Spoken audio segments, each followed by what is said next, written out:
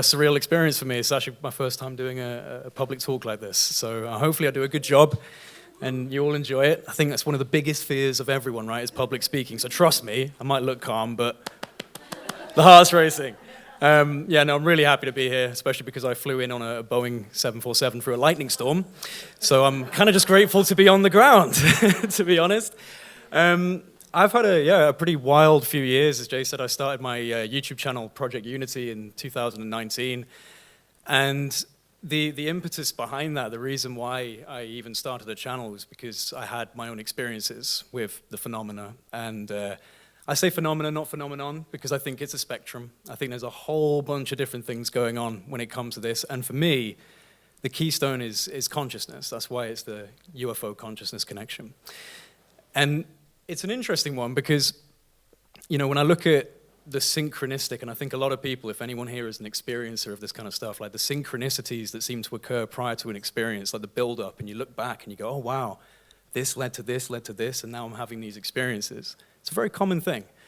And that happened to me.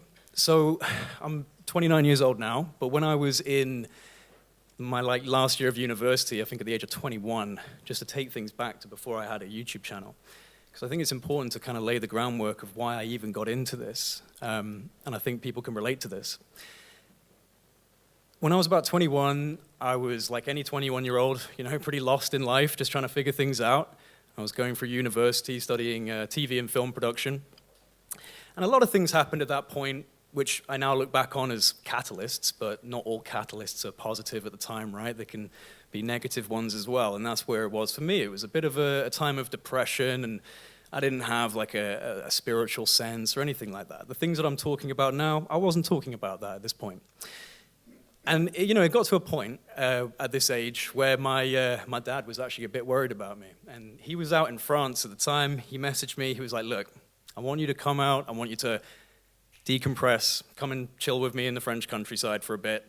I think you need it. And I did. I did need it. So I went to France.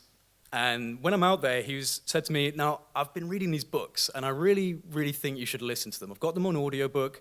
I think they do you a lot of good.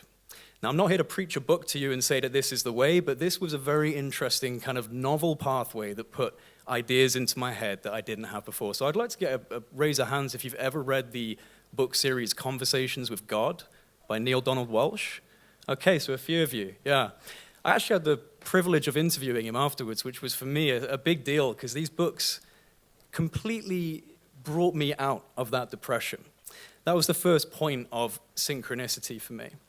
And the reason why was because they introduced this kind of model of God that I'd never really thought of, this model of a universal consciousness, animism, the awareness of everything on the absolute fundamental levels of reality, that everything is conscious, the air between us and all of us in this room. And it was an interesting kind of change of how I viewed the world. No UFOs at this point, no interest in that kind of stuff, but I started going down. Because these books had such a significant effect on bringing me out of a bit of a depression, it sent me down the route of wanting to learn more. So I started reading more about consciousness, about philosophy, about quantum mechanics, seeing these kind of things and how they mold together. And they all seem to be talking about the same thing, just through different lenses, different ways of perceiving reality, whether it's science or spirit. And so a couple of years doing that research, then I find myself kind of going into another depression, Reason being this time was that I kind of felt like, I've got a lot of information, I've learned a lot, or at least I feel like I've learned a lot, and I think I've come to some conclusions about reality in the bigger picture, but actually, I still got to pay my bills, I'm still stressing about this, that, the other, my day-to-day life is still stressful. How do I kind of reconcile these big picture ideas that seem to be so inviting with my daily life, So I was sitting on my bed one night, and I just kind of out loud had a little, you could call it a prayer, but I was just talking out loud to the universe, I was just sitting on my bed and said, look, I think this is all real, the universe being conscious, and that we're an element of that experiencing itself. Like Carl Sagan said, we're a way for the universe to know itself, right? I think all of that's real, but my life is still stressing me out. Give me something. Seriously, please just give me something that's real, that I can work with, something that I can see, experience. This is what I was saying. I was just sitting on my bed saying, look, I'm ready. You know, I really do think these are actionable concepts, but I need some proof now. About a week later, my best friend, he was like, hey, and again, not part of the UFO community at this point. He was like, hey, you've got to check out this documentary. I was like, okay, what is it? It's called Unacknowledged by this guy called Dr. Stephen Greer. And I was like, okay, all right. So we put this documentary on, and it's kind of my first intro into the UFO subject. You've got these Minutemen missile launch officers and, you know, people high up in the intelligence community talking about their experiences. You've got the documents coming out, and I was sitting there going, wow, this is actually, looks like there's something legit with this UFO thing, I guess. You know, so I started paying attention, and I was interested. But it was at the end of that particular documentary, and you know, Dr. Greer's got a controversy within the community. People are split into pretty significant camps. So I try not to do that. I think there's, you know, bits and pieces around everywhere. Try and just pick all of it and examine it closely and scrutinize things. But Dr. Greer, he talks about CE5, you know, this concept that you can actually get into meditative states of consciousness, and if you're in a coherent, intentional state and you project your intentions that you want to have some sort of benevolent contact, some sort of peaceful contact, that this will happen. Now, at the time, and it's funny because reflecting back, maybe my opinions have changed, or at least my kind of like assuredness of what it was has maybe shifted. But at this time, because I was sitting on my bed the week prior, and I was asking the universe for something that I could do, suddenly there's this guy saying, hey, here's something you can do. Get into these meditative states, project your intentions, things turn up. So this was in summer of 2019. I literally just felt like that was a message from the universe, you know. I was so sure of it. And I actually think that is what played a key role in me having these experiences, because the more I've spoken to people, intention, and it's a bit of an awkward one, especially for like skeptics and debunkers, because I don't want to say faith, but there is a level of like, when you believe something, strange things happen. And I really believed that it was possible for me to get into these states, project my intentions, and maybe something would actually be able to perceive that. So initially, when I started going out into literally just my back garden at night, and it was summertime in the UK, and trust me when I say England is not known for its warm weather, but we were lucky and we had some nice warm evenings. So I was out there and I was just getting into, and again, I'm not a meditation yogi or a practitioner or an expert. This is also what drove me to talk about it, because I was just like, well, I'm just a normal guy. If I can do this, all of you can do this. That's what really inspired me. I started going out into my garden, getting into just a calm, in through the nose, out through the mouth kind of breathing technique, you know, just reduce the chatter. And I just started formulating my thoughts based on these concepts that I was learning about, you know. Is there something out there that actually believes that the universe is a conscious, holographic projection, a simulation, something that is fundamentally based in awareness, and that love is a very powerful force, very powerful transcendental force? If there's anything out there that feels that, turn up. I'm ready. I want to see it. Now, I mean, I've watched the sky all my life. I love it. You know, I used to lie down in the field with my dad or my mom and watch the satellites, and so I've always looked at the sky, you know. We have a lot of satellites in the sky now, so it can be difficult. You know, you always got to be discerning. Good to have a satellite tracking app and things like that so you can dismiss ones that are just prosaic. But what happened to me initially was I started seeing a massive influx of satellites, okay, satellites with quotation marks, because they look like them, but way too many. I'm talking like, you know, 20, 30 within the space of 5 minutes just coming across the sky in different directions. And that was like, you know, the first kind of, you know, is this something? Could be. I'm going to keep going, keep trying. And it's a bit like a progression. I'm not, oh, hang on. Can you all hear me properly? Yeah? We good? Just want to make sure. It definitely feels like it's a progression, because it started off very lightly with these kind of satellite-type objects. Then it changed to satellite objects coming over. Suddenly they'd glow very brightly and flash, and then recede back down. And they wouldn't do that just once. They do it a number of times. Now, I know about iridium flares, and satellites can catch the sun, and you get a bright flash. that's something that a lot of the time, people who are really into those kind of things, tracking satellites, they have to actually be out at a very specific time to track it, make sure they catch that iridium flare. I was seeing 15 of these things that were coming over and doing these flashes. And whether it's just my interpretation, it seemed to be very coincidentally in response to a thought, sending out hello, are you here for me? Flash. How do you interpret that, especially when it's happening consistently? So this really started to interest me, and I was pretty confident that this was starting to become novel, that this wasn't just, prosaic satellites flying over the sky. And it's actually a really well-known phenomena within the whole CE5 or HICE, human-initiated contact community, called flashbulbs, And I would see ones that would just flash in a completely dark sky, full of stars, no discernible object, bright white flash. You look up at the sky, kind of send a thought, project a thought, however you want to visualize that. Another flash. Same space, not moving, completely static, no object. What is that? Very common, really common. So many videos of this. It's funny, because a lot of people go, oh, where's the evidence for all this CE5? And there's actually a lot of night vision captures. Groups out there, they've been doing it for years, And it's kind of impossible to dismiss every single aspect of the evidence that's been presented. So if you dig deep, you can find pretty interesting videos out there. And so I was doing this for quite a while, throughout the summer of 2019, consistently going out, seeing these flashes, seeing a lot of things traversing the sky. But it was in August of 2019 when I had a series of experiences with, for lack of a better term, orange orbs of light.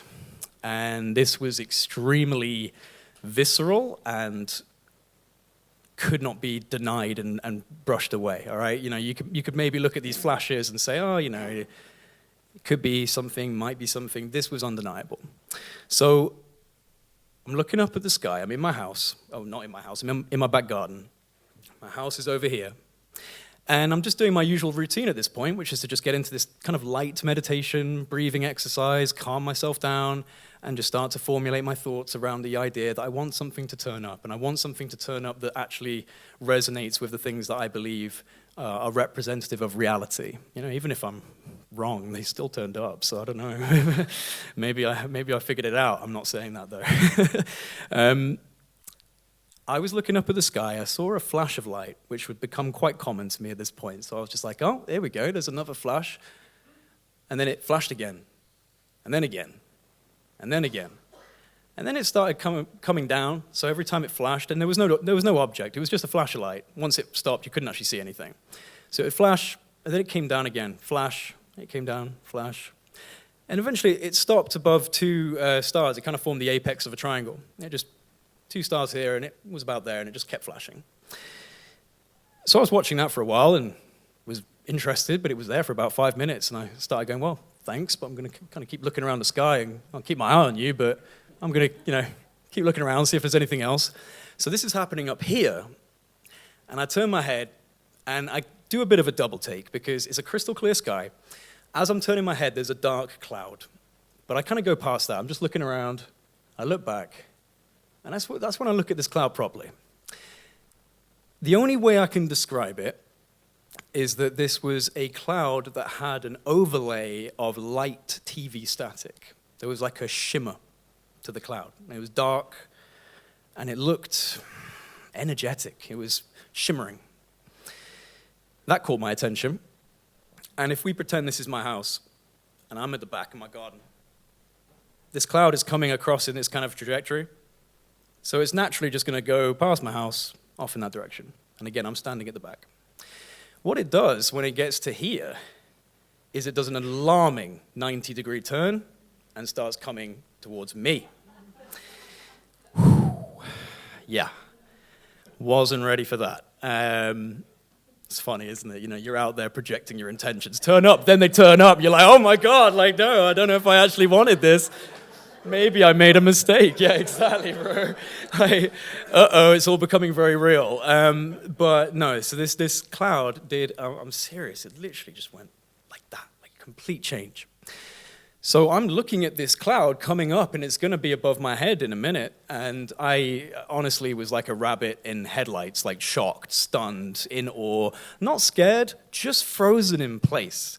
And again, this is another one of those things that, debunkers like, why didn't you film it? Because, bro, I was looking at a staticky cloud. I did not have time to be like, I'll unlock my phone. Like, no, you're not thinking that way. You really are not. And I'm sure anyone here who's an experiencer understands you're not thinking that way because it's such a novel thing. It's a reality breaker. So just like a rabbit in headlights, you're just there staring, taking it in. You can't really tear your eyes off of it. So this dark, staticky, weird cloud is coming up. It gets directly above my head. And it just sucks into itself in a matter of seconds, and inside it was a triangle formation of about 25 or 30 orange orbs of light in a complete triangle formation. It didn't stop, so this cloud was coming over. It did this complete reveal directly above me and continued on, so I had to look as it just went off into the distance. But this was a fairly sizable triangular formation. Now, I don't think it was a vehicle because I could actually see some of these orbs swapping positions in this formation as they kept moving on. Now, this is like 10 o'clock at night, and the first person I phoned, bit of a mama's boy. I was like, Mom, you gotta see this. I phoned her, she was having a dinner with my stepdad, and I just like phoned her up screaming about orange orbs of light, and she was like, uh-oh, like, have you smoked something? So it was a bit alarming. But, the funny thing is, this is something that I've kind of almost tried to dismiss. I have brought it up before on my YouTube channel early on, just because I guess there's a part of me that isn't quite sure what to think of it. But the very next morning, after having this experience of seeing this triangular formation of orbs, I was coming out of the shower and I was just drying myself off, and immediately there was which has now been replaced by this tattoo, but there was a triangle formation of 3 dots, equilateral, in this red mark. And it was really prominent. Like, in the moment I dried my arm, I was like, whoa, what is that? And I've got photos of it, so you can see it on my YouTube channel. You have to dig a little deep, because it's been a while since I've talked about it.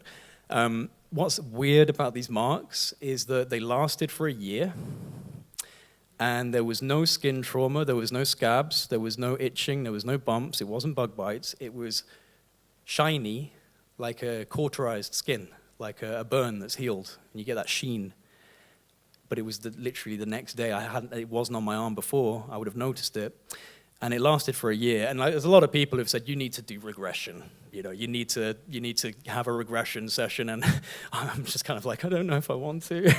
Like, some things might be better left unanswered. But I mean, there's an element of me that's a little bit, uncertain of what that really represents. But it was an interesting data point that people have picked up on. And, a lot of people are convinced that there may be some missing time involved in that.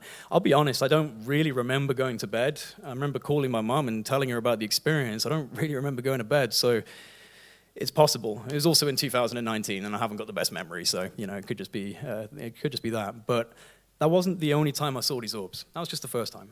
I saw them 3 other times, and I think I would have seen them more, but I kind of fell off the path with this stuff for a little bit, which is just it's the way life works. You can't be resonating at love, light, unity consciousness at all times. I think I just had a few lucky moments of purity.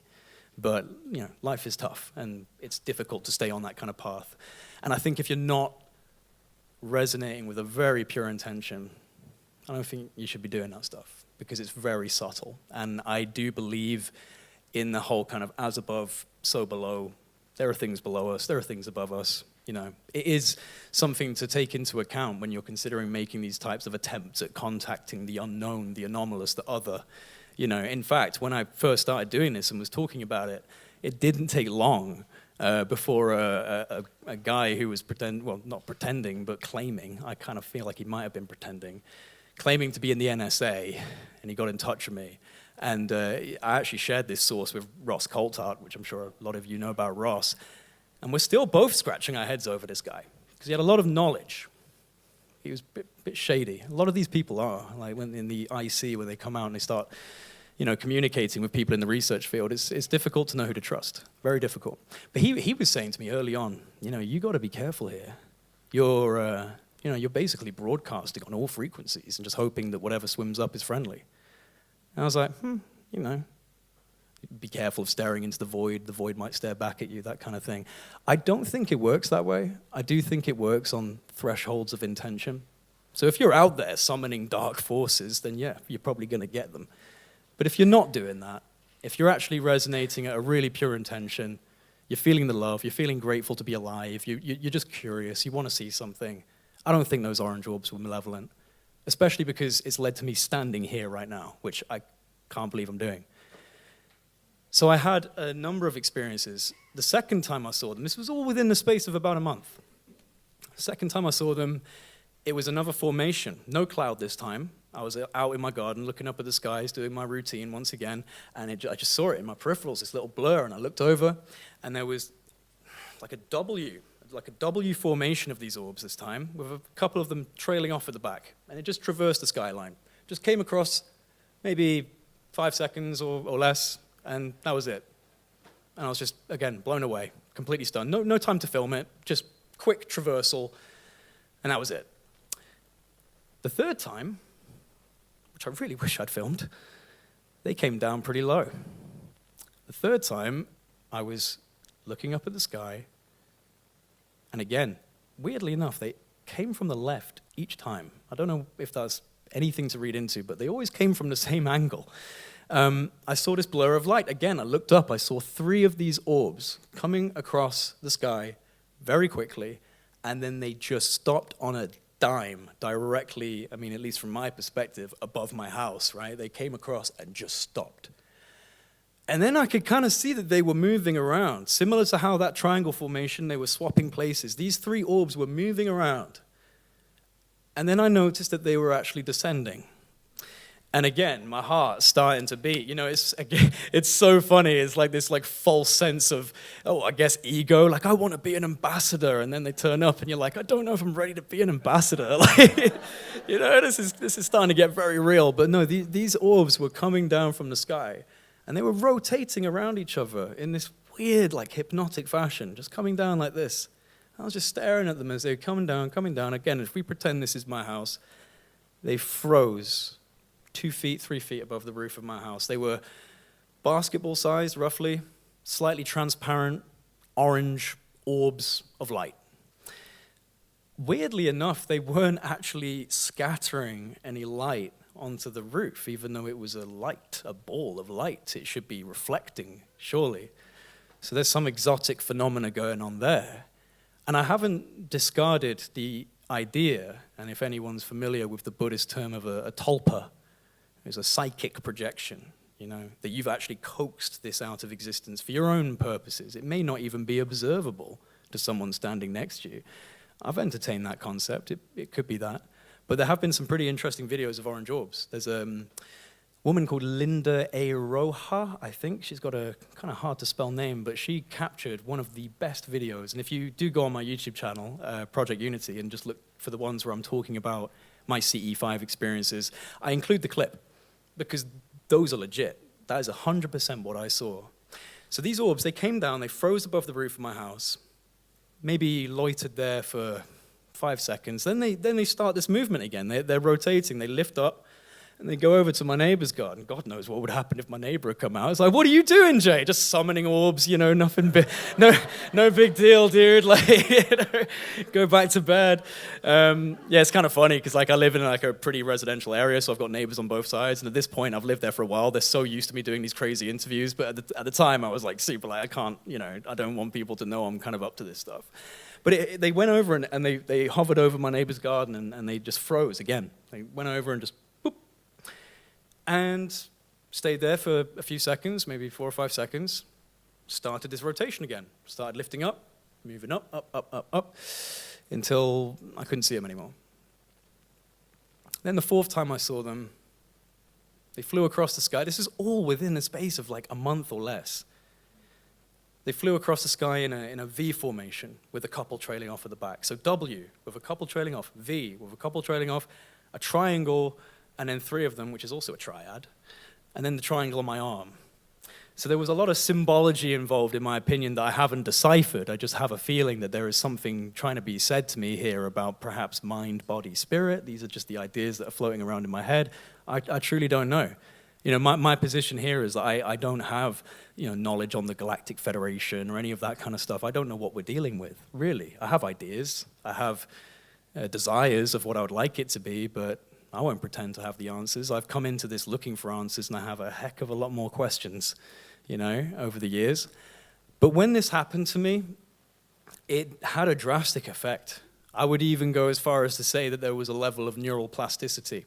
It changed the way that I thought.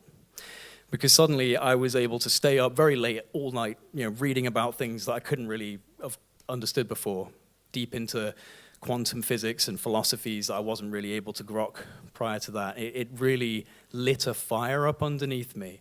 And I think one of the main things for me was, again, I'm just a normal guy. I'm just a normal guy from the UK who was like a rock climbing instructor before this. I didn't have any interest, and it happened to me, so it can happen to you.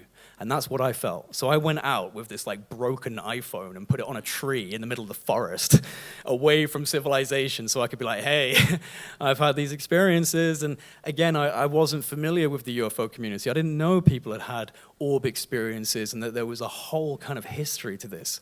So I just went out and was, putting these videos up and saying to people, you're capable of this as well. If I can do this, and I'm not a meditating practitioner and I'm not an expert, there's no way that if I can do this, you can't.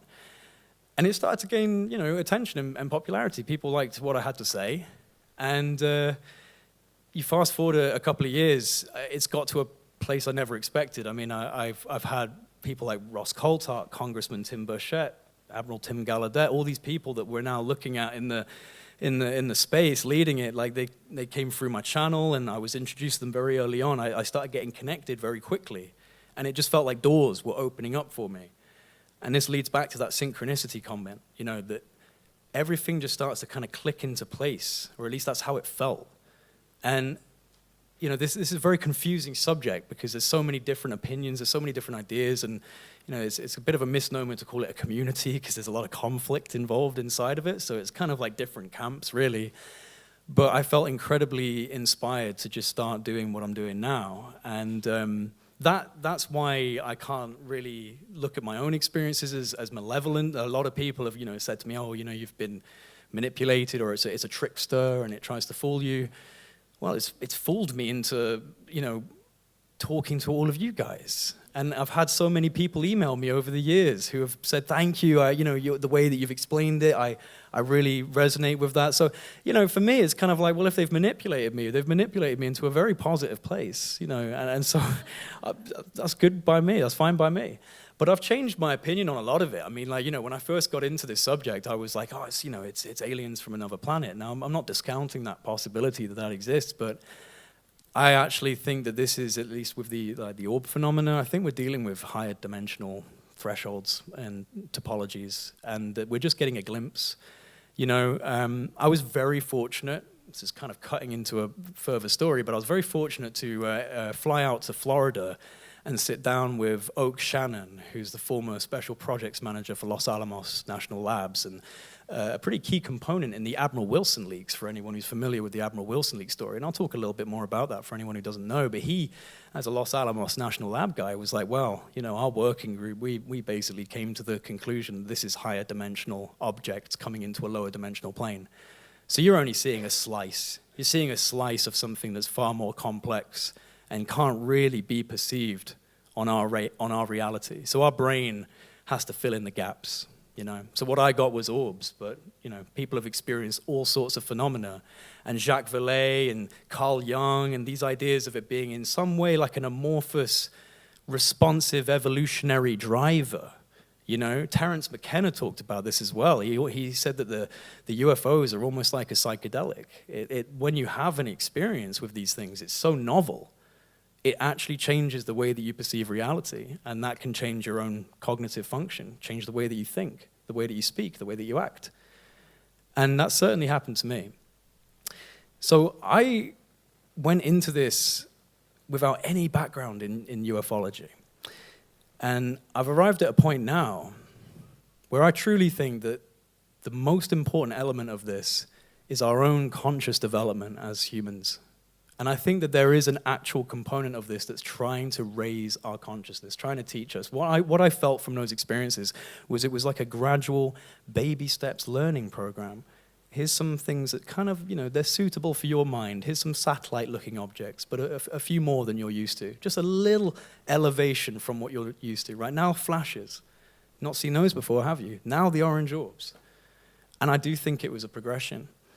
Kind of wish that I'd really kept with it at that time, but like I said, suddenly you get people who are claiming to be in the intelligence community and they're warning you, and I've got no experience dealing with spooks and spies, and suddenly these guys are saying these things. You got to start taking it seriously. So it took me off that path for a bit, and I started engaging a lot more with the modern 2017 onwards disclosure movement. New York Times, Lou, Grush, Chris, Gary, all of these guys, right? We all know these people now.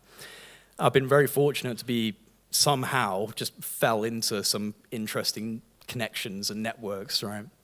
And it's been a transformative experience. And again, this is why I think that this is about our own conscious development, is that it can act as a catalyst for your own evolution in terms of what you're doing, growing your spirit, growing who you are, growing your knowledge base. But it remains a mystery. It remains an amorphous mystery. And I'm not sure if we're ever going to get satisfactory answers from governmental channels on this. I've got a lot of optimism in terms of where we're going in the future, in terms of realizing more profound elements of reality as we dig deeper into the quantum levels. We're now developing AI computation that will one day, not in the very distant future, be coupled with AI systems, quantum computer systems, superconduction. And when we get to that point, which we're getting close to, I really think we're going to thread the needle into dimensional realities that we didn't think were real.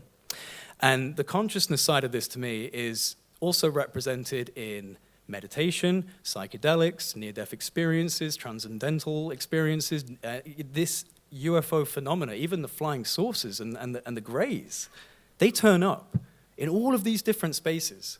So what does that say? Is it a physical phenomena, or a material phenomena, or is it actually able to transcend through different elements of reality that we actually don't believe are real, like the dream state or the astral realm or the psychedelic realm? Are these real? Well, these creatures, entities, objects seem to be able to traverse through our material plane and meet us on these other planes. Graham Hancock, for anyone who knows Graham Hancock, when he was in the Amazon basin and he took ayahuasca, he saw alien grays. What's up with that? There was an Amazonian tribesman on a podcast not that long ago, and he was a straight tribesman, he was in the Amazon basin. They didn't have a connection to modern culture, and these podcasters had basically found these guys and got them on for an interview, and they brought up the question of aliens. And they had no concept of what that really meant. They didn't understand what alien was. What do you mean, extraterrestrial? I'm not sure. They showed them a picture of a gray, and the tribesmen went, "Oh, that's Makanwabu." Say again? Yeah, Makanwabu. It's an ant. It's a human that became an ant, and it lives in the underworld, and it can steal your soul, and you need a good shaman to bring you back. That's what they said. So they have a mythos on something that a lot of people would consider to just be a Hollywood archetype, right? But then you've got the Amazonian tribes people talking about Makanwabu, and you've got the Aboriginal Australians who've got their cave paintings, I'm sure a lot of you have seen, which are questionable. And there's actually some pretty questionable Egyptian pottery as well that seems to look like the Nazca mummies that we're finding now in South America. So it's a fascinating thing that this seems to be a material and immaterial element at the same time. And that's actually why I called my YouTube channel Project Unity, because I believe in a symbiosis between spirit and science. I think these are just two different ways of observing the same state of play.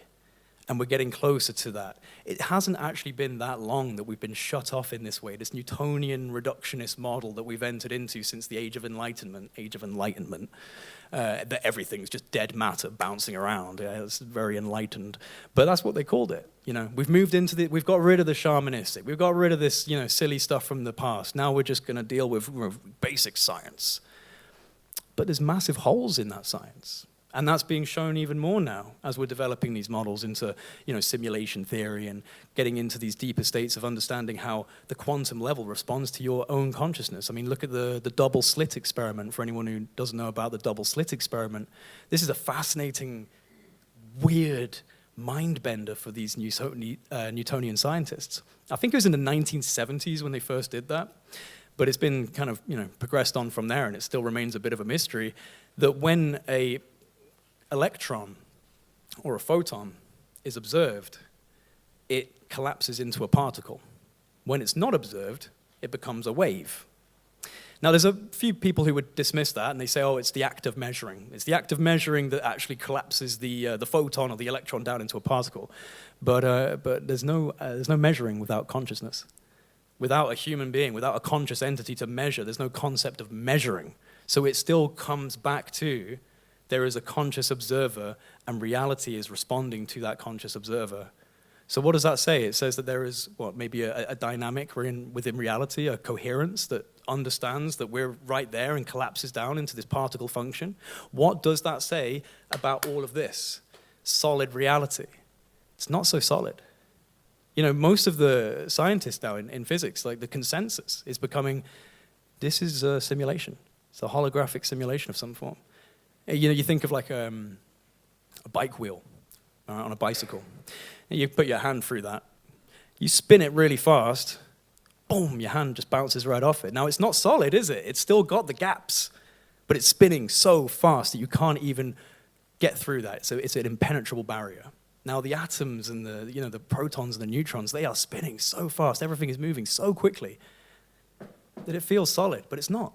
We actually know that now. It's not. It's energy. It's just lattices of energy oscillating at such incredible speeds that it's creating this consensus reality.